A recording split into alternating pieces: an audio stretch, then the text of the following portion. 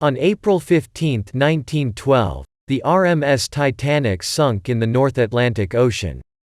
The largest and most luxurious ship in the world, the Titanic was also one of the most technologically advanced ship. The ship had 16 watertight compartments designed to keep it afloat if damaged.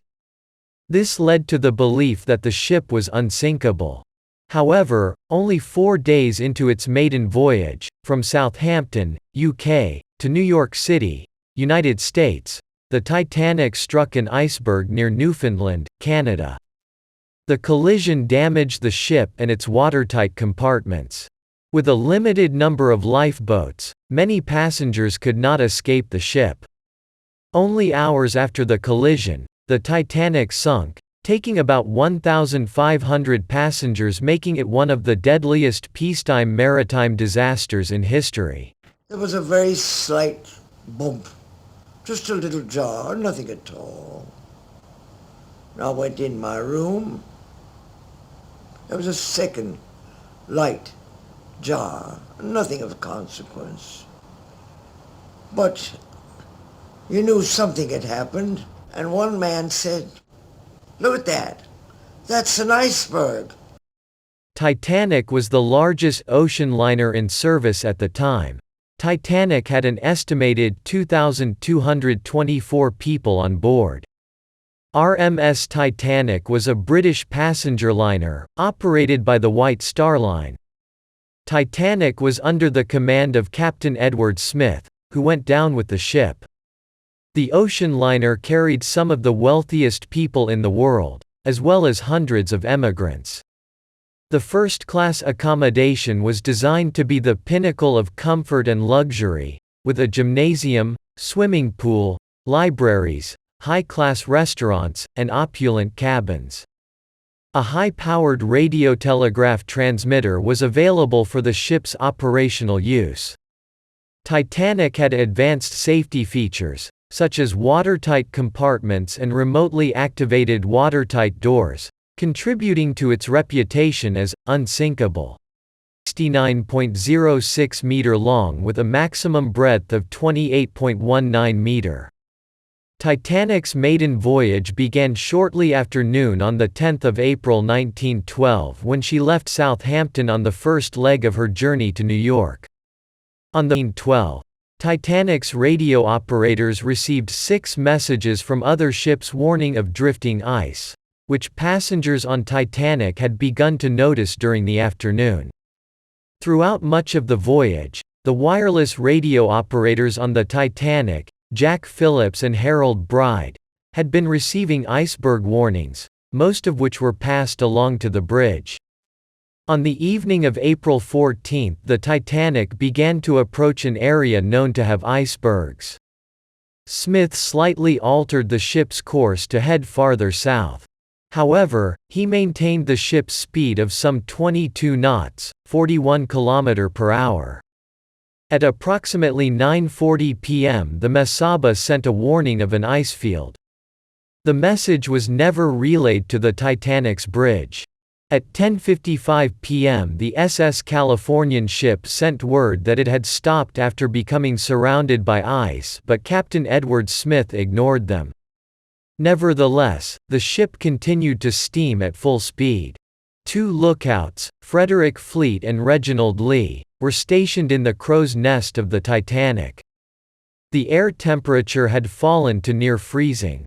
Although the air was clear, there was no moon, and with the sea so calm, there was nothing to give away the position of the nearby icebergs. 9 minutes later, at 23:39, Fleet spotted an iceberg in Titanic's path. He rang the lookout bell 3 times and telephoned the bridge to inform 6th Officer James Moody. 1st Officer William Murdoch ordered the ship to be steered around the obstacle and the engines to be reversed, but it was too late. The starboard side of Titanic struck the iceberg, creating a series of holes below the waterline. At least 5 of its supposedly watertight compartments toward the bow were ruptured.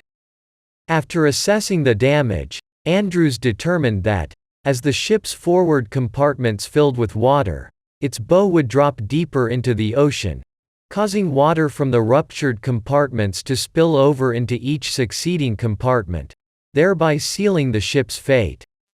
The ship began to flood immediately, with water pouring in at an estimated rate of 7 tons per second, 15 times faster than it could be pumped out.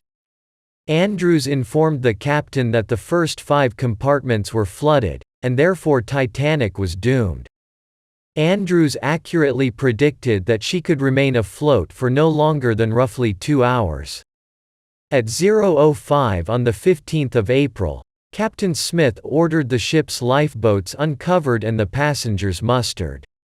He also ordered Phillips to begin sending distress signals, one of which reached the Carpathia at approximately 12:20 a.m. on April 15. However, the Carpathia was some 58 nautical miles, 107 km, away when it received the signal, and it would take more than 3 hours to reach the Titanic. Other ships also responded, including the Olympic, but all were dead. Titanic only had enough lifeboats to carry about half of those on board. The officers did not know how many they could safely put aboard the lifeboats and launched many of them barely half full. Lifeboat number 7, which was the first to leave the Titanic, held only about 27 people, though it had space for 65. Third-class passengers were largely left to fend for themselves, causing many of them to become trapped below decks as the ship filled with water. The "women and children first" protocol was generally followed when loading the lifeboats. By 1 a.m. water was seen at the base of the grand staircase. As the Titanic's bow continued to sink, the stern began to rise out of the water, placing incredible strain on the midsection. At approximately 2:18 a.m. the lights on the Titanic went out. It then broke in two, with the bow going underwater. Hundreds of passengers and crew went into the icy water. Sudden immersion into freezing water typically causes death within minutes, either from cardiac arrest, uncontrollable breathing of water, or hypothermia, and almost all of those in the water died of cardiac arrest or other bodily reactions to freezing water, within 15 to 30 minutes. About 710 people survived the disaster and were conveyed by Carpathia to New York, Titanic's original destination, while at least 1,500 people died. The investigation found that the regulations on the number of lifeboats that ships had to carry were out of date and inadequate. Captain Smith had failed to take proper heed of ice warnings. The lifeboats had not been properly filled or crewed. And the collision was the direct result of steaming into a danger area at too high a speed.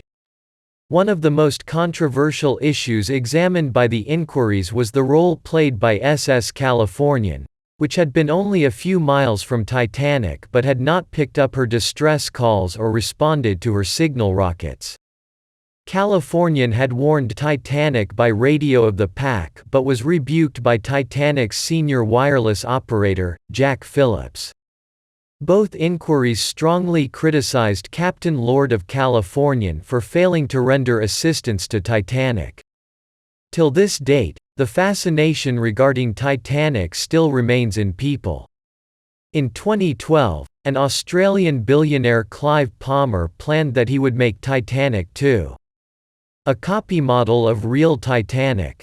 All the things and materials used will be same as original, but this project is still not completed.